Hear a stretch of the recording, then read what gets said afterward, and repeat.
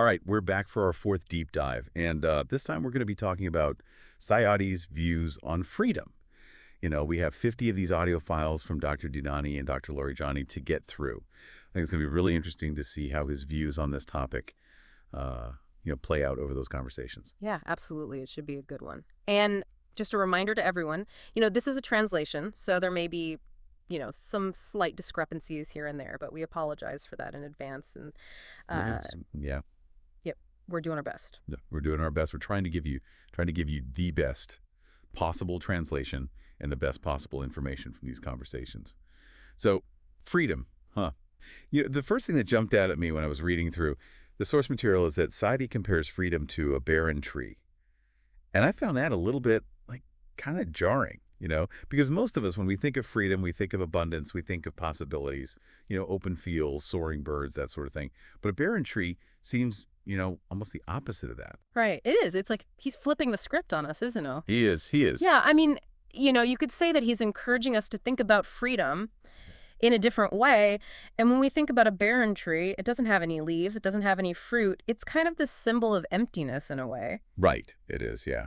And so I think what Saadi's saying is that, true freedom comes from a place of letting go, of stripping away all of those things that weigh us down. So it's not about having more, it's about holding on to less.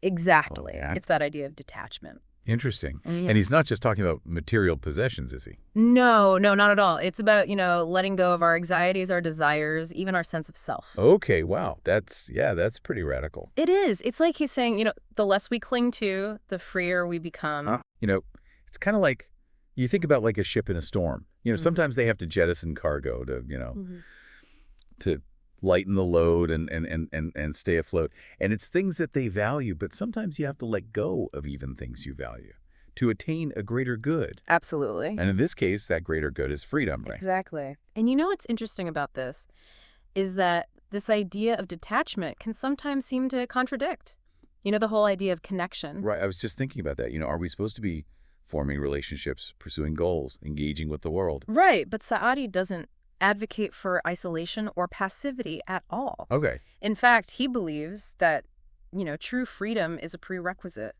for genuine connection.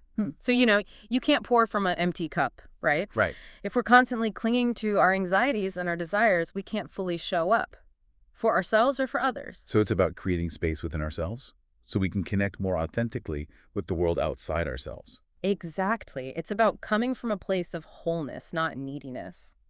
I like that. I like that a lot. And that ties back to this idea of detachment, When we're not so attached to outcomes, to having things go a certain way, we become much more open to receiving what life has to offer. It takes the pressure off, doesn't it? Absolutely. Yeah, and we're more present, I imagine, in the moment. Yeah. If we're not worried about how it's going to turn out. Right. So I'm starting to see how all of these pieces fit together. Detachment isn't about pushing people away. It's about creating space for more genuine connection. I think you've got it. Right. And it's not just about relationships either. It's about our relationship with everything, our work, our possessions, or experiences. This makes me think about that anecdote where Saadi is deflecting praise and compares himself to a peacock.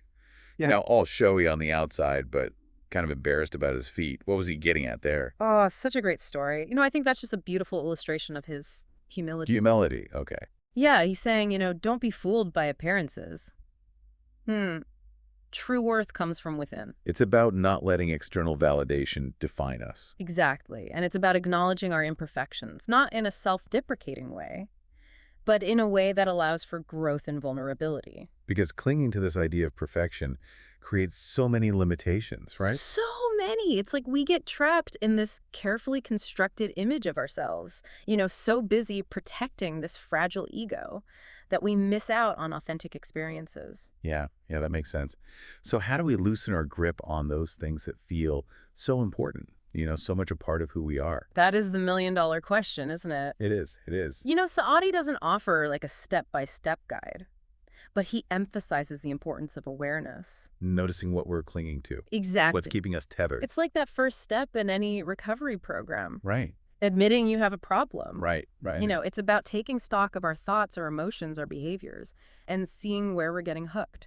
Okay, and that leads us to another one of these really powerful images that Saadi gives us, which is that burning house. Oh, yes. So vivid. It is vivid, yeah. The people trapped inside, clinging to their possessions.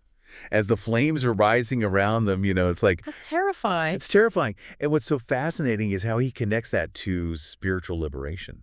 How does a burning house lead to freedom? Right. It's like the opposite, you'd think. You would think, yeah. But, I think it's such a brilliant metaphor for the way we cling to things that ultimately harm us. So just as those material possessions become deadly weights in a fire, our ego, our desires, our fears, they can prevent us from achieving true inner freedom. So it's not just about stuff we can see and touch. No. It's about... It's about the invisible baggage. Oh, the invisible baggage. Yeah. We carry around. Anxieties, Fun, anxieties, regrets, the need to control everything and everyone. We're all living in a burning house, and that baggage is keeping us from escaping to true liberation. That's it, exactly. Wow. Okay, that is powerful. So where do we even begin to find the way out? Well, again, Saadi doesn't offer us a fire escape plan, but he emphasizes awareness as that first step. Noticing what we're clinging to, what's keeping us tethered to that burning house. Right. And once we identify those attachments, then we can start to gently, gently loosen our grip. It's a gradual process of cultivating detachment. Cultivating detachment. Yeah. This is starting to sound familiar. It is, isn't it? Didn't we talk about detachment in a previous, in one of our earlier deep dives when we were talking about that poem about spring? You're absolutely right. Remember the intoxicated wind? Oh, yeah, yeah. That represented, that pure joy of connecting with beauty without needing to possess it. Right, finding joy in the present moment without needing things to go a certain way. It's about surrendering to the experience.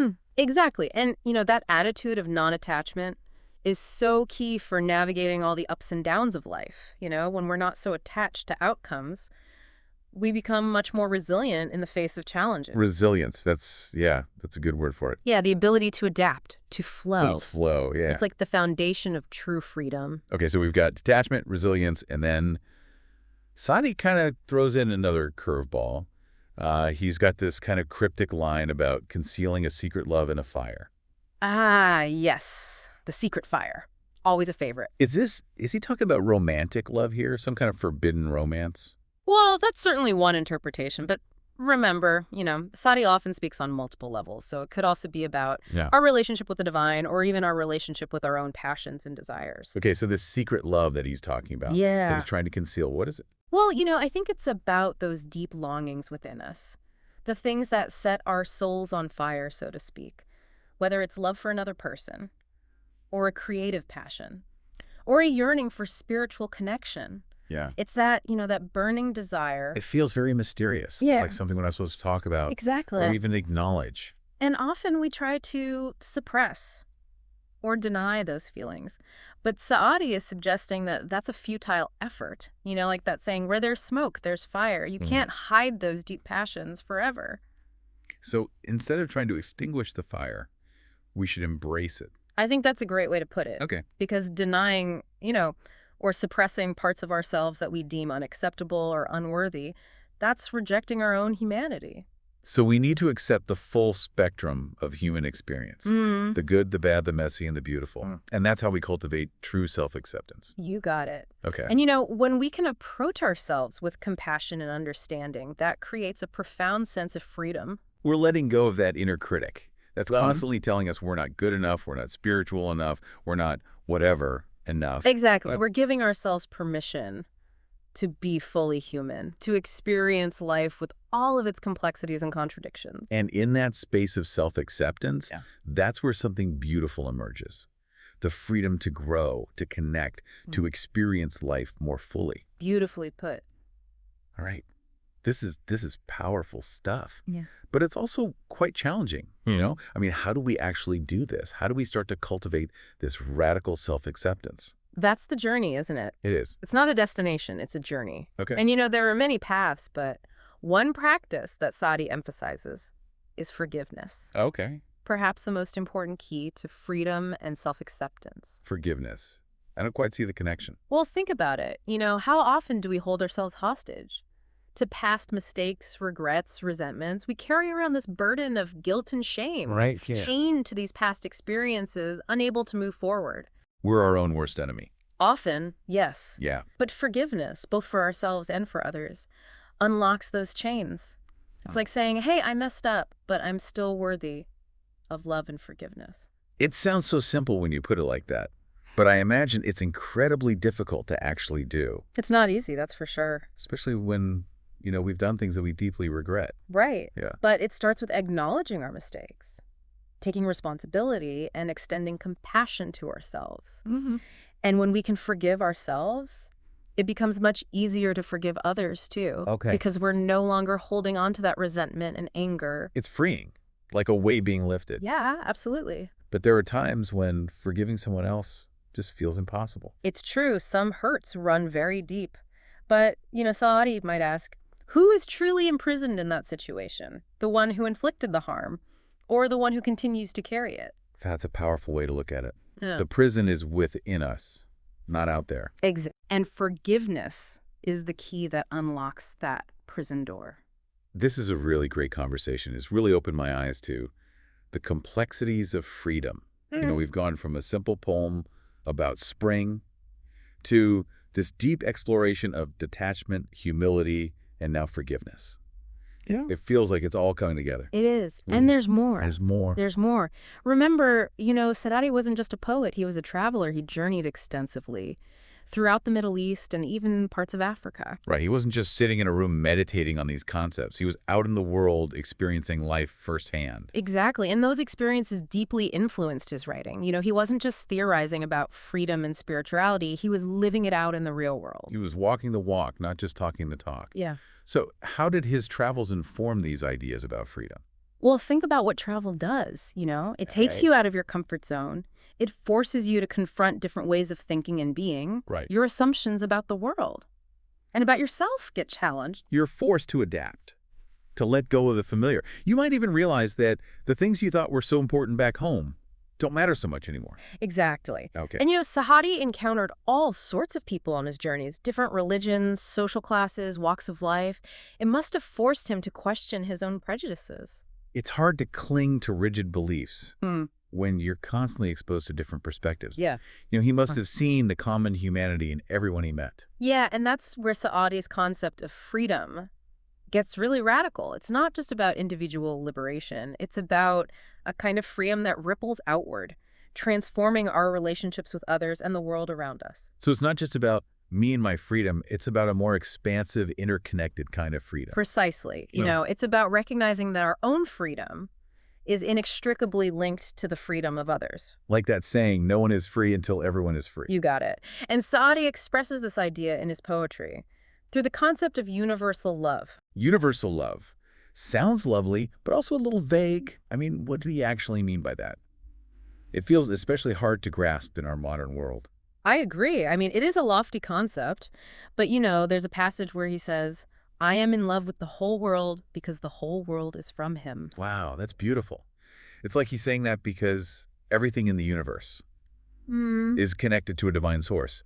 We should love and appreciate it all. But how do you actually do that? Yeah, how do you do that, right? Especially today. Right. Well, it's not easy, but it's about cultivating this profound sense of unity and interconnectedness, a love that transcends all boundaries and differences. Okay. I mean, it's easy enough to love our family and friends, but loving those we disagree with, those who annoy us or even hurt us, that's a whole other level. It is, and Saadi acknowledges that difficulty. He says, treat the stranger as a friend and the enemy as a wise teacher. Wow. That's a lot easier said than done.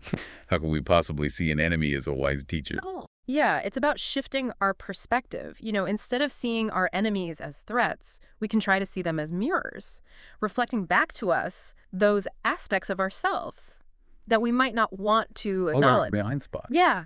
Okay. Our enemies can help us to see our own blind spots so we can learn and grow from our adversaries, just as much as we do from our friends. Interesting.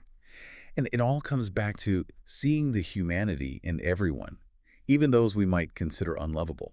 And that ability to love universally is connected back to the freedom that Saadi keeps returning to. It is, yeah. Remember, we were talking about how holding on to hatred, resentment, anger creates a prison within ourselves. Right. Yeah. Universal love is the key that unlocks those chains. It's like we're expanding our capacity for love.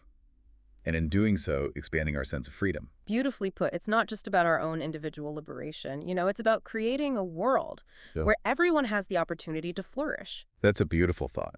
But before we get too idealistic here, you mentioned earlier a story about Saadi and a shepherd and some goats. Is that where this comes in? Exactly. This is a perfect illustration of how these, lofty concepts can play out in everyday life. Okay, I'm ready for a good story. All right. So picture Saadi traveling through the countryside. He comes across a shepherd tending to his flock. Sun is shining. Goats are grazing peacefully. Just a picture of serenity. I can practically hear the bleating. I know, right? Yeah. So Saadi, being Saadi, he can't resist striking up a conversation, and he asks the shepherd, "What's the most valuable thing you've learned in your life?" Straight to the point. What did the shepherd say? "To concern myself only with that which concerns me." Interesting. Sounds a little self-centered, doesn't it? It does, doesn't it? But Saadi, intrigued, asks him to explain. Okay, and what did he say? Well, instead of giving a long-winded explanation, he simply gestures to his goats and says, "Look at them. They eat when they're hungry. They sleep when they're tired. They follow the path laid out before them. They don't worry about things that are outside of their control." Okay, I see where he's going with this. The goats are living in a state of pure presence. They're unburdened by anxieties and worries about the future. They embody that sense of detachment that Saadi writes about. Exactly, living in the moment. Yeah. And I think, this story perfectly encapsulates Saadi's idea of freedom.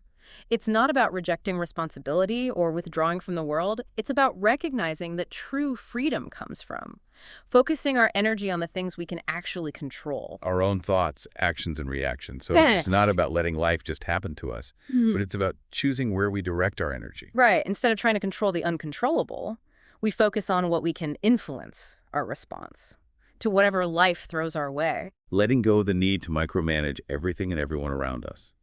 Accepting that some things in life we simply cannot control. And finding a sense of peace in that surrender. Freedom through surrender. It's a profound concept, isn't it? It is. And it ties into everything we've been talking about. Detachment, humility, forgiveness. But I imagine some of our listeners might be thinking, hold on a second. Isn't there a risk of becoming too passive?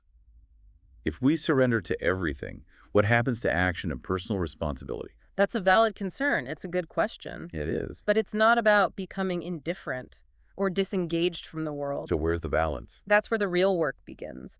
It's about cultivating a deep sense of inner peace and strength that allows us to act with clarity, wisdom, and compassion, even amidst all of life's inevitable challenges. It's not about giving up on our goals and dreams, but it's about pursuing them with a sense of detachment. Understanding that the outcome might not always match our expectations. Absolutely. Finding that sweet spot between effort and surrender, action and acceptance. Finding balance within ourselves. I love how this story brings everything full circle. We started with that image of the barren tree standing alone and free. And now we have these goats grazing peacefully, embodying that same sense of inner liberation. Such a beautiful parallel. And, it highlights the fact that wisdom can be found in the most unexpected places. We don't have to be scholars or poets to grasp these profound truths. Wisdom is all around us, just waiting to be discovered in nature, in everyday encounters, even in the simple lives of goats. Exactly. And it's a reminder that Saadi's message is universal. It's for anyone seeking a deeper sense of freedom and fulfillment in their lives. What an incredible journey this has been so far, exploring so many facets of freedom. From letting go of attachments, to embracing our imperfections, to cultivating universal love. And now this final piece of wisdom from the shepherd. Concern yourself only with that which concerns you. Giving me a lot to think about. It's a powerful message, isn't it? It is. It's an invitation to step into a new way of being, grounded in presence, acceptance, and trust. What a fantastic way to wrap up this first part of our exploration of Saadi's view of freedom. I agree. But Of course, there's always more to uncover, more to learn, and we have 46 more audio files from these conversations to delve into. I know, I can't wait. I can't wait either. Each conversation feels like a new adventure. It does. Yeah. All right, well, we'll be back soon to continue the conversation. Until then, keep exploring, keep questioning, and keep that fire for knowledge burning bright. So, we were talking about freedom and all these different pieces of it, and I keep thinking about this one line from Saadi. It's about, how we see the world. The relationship between the eye, the heart, and true seeing. Ooh, I like that. Give me the line. What is it? He says, the profit of the eye is to see the beloved. If it doesn't see that, what's the use of sight? Wow, yeah. He's talking about more than just physical sight, isn't he? Right. He's talking about seeing with the heart, seeing with the soul. It's about using our senses to connect with beauty, with love, with the divine. Exactly. And it makes you wonder, how much we miss when we're not truly seeing, when we're just going through the motions. Yeah, it's easy to get caught up in the day-to-day and, just kind of lose sight of the beauty and wonder that's all around us. Right. We're so bombarded with information and stimulation these days. It's easy to become numb. Yeah. To the magic of it all. Yeah, totally. And so I think Saadi's calling on us to be more intentional about how we engage with the world, Okay. to actively seek out experiences that awaken our hearts and open us up to wonder and awe. I like that. Seek out experiences that awaken your heart. Yeah. Okay. And this actually resonates with another passage where Saadi uses the metaphor of a garden to describe the human heart. Ooh, a garden. I love garden metaphors. Those are good. They are, aren't they? So rich and evocative. So what does he say about this inner garden of ours? Well, he says that, each of us has this incredible capacity to cultivate beauty, to grow the most exquisite flowers, the most delicious fruits within ourselves. But he also cautions that we need to be mindful of what we plant in that garden. So it's like tending to our inner landscape, making sure we're planting seeds of kindness, compassion, and love, instead of letting the weeds of negativity take over. Exactly. He's warning about the dangers of negativity, of letting resentment, anger, jealousy choke out the more delicate blooms of joy and peace. So we have a choice. We can cultivate a garden of beauty, or we can let it become a wasteland of negativity. And it's up to us to decide what we want to nurture. That's a great way to put it. I love that. Right. And this brings us back to freedom, If we want to experience true freedom, we need to cultivate an inner landscape that supports it. It's all interconnected, isn't it? Our inner world and our outer world are constantly influencing each other. Absolutely. And Saadi reminds us that the work of freedom is ongoing. It's not a destination, it's a journey of constant cultivation and refinement. Like tending to that garden, weeding, watering, pruning. It's like a constant process of nurturing what we want to grow and letting go of what no longer serves us. Beautiful analogy. And this is where practices like mindfulness and self-reflection become so important. Absolutely. So we can become more aware of what's happening in our inner garden, see which plants are thriving and which ones are struggling. Right. It's about paying attention so we can make conscious choices about what we want to cultivate. This brings me back to that shepherd and his goats, and that statement. To concern myself only with that which concerns me. It sounded so passive at first, but now. I know, right? Yeah. It takes on a whole new meaning when we think about it in the context of our inner garden. Okay. The shepherd's wisdom isn't about ignoring the world around us. It's about recognizing the difference between what we can and cannot control. So it's about choosing our battles, focusing our energy on the things we can actually influence, instead of getting bogged down in worry and frustration over things we can't. Exactly. Taking responsibility for our own thoughts, actions, and reactions, but also accepting that there are limits to our control. There's that balance again, effort and surrender, action and acceptance. Right. Finding that balance. And this ability to discern what we can and cannot control, that's a key aspect of wisdom. It's about recognizing that sometimes. The most powerful thing we can do is let go. It reminds me of the serenity prayer. God, grant me the serenity to accept the things I cannot change, the courage to change the things I can, and the wisdom to know the difference. Beautiful. What a beautiful connection. It's about finding that sweet spot between acceptance and action, surrender and responsibility. It's not about passively letting life happen to us, but about actively choosing where we direct our energy and attention. This requires a deep level of self-awareness and honesty.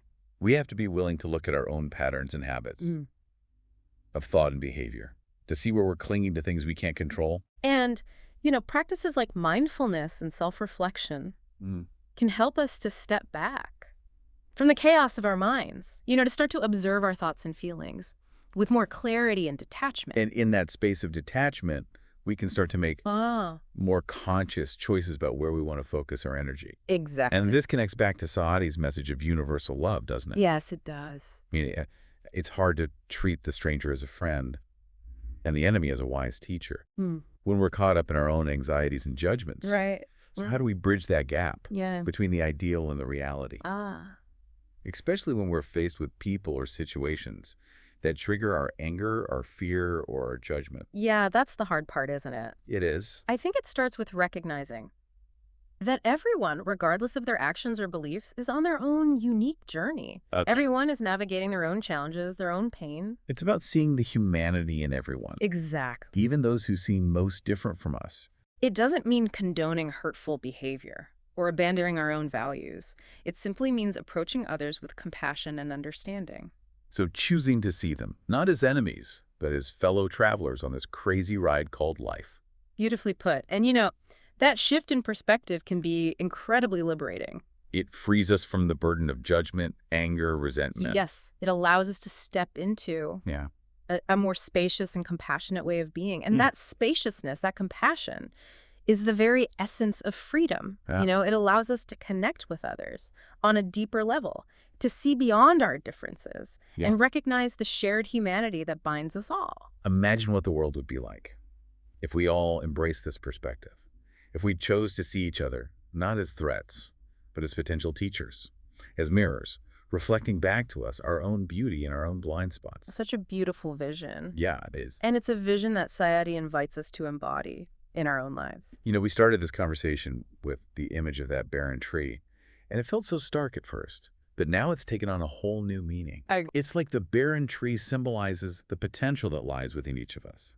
The potential to let go of what's weighing us down, to embrace our imperfections, to connect with the world from a place of wholeness, and to cultivate an inner landscape of peace and freedom. Yes, it's about embracing that emptiness, that barrenness, and trusting that in that space of letting go, something beautiful and unexpected can take root.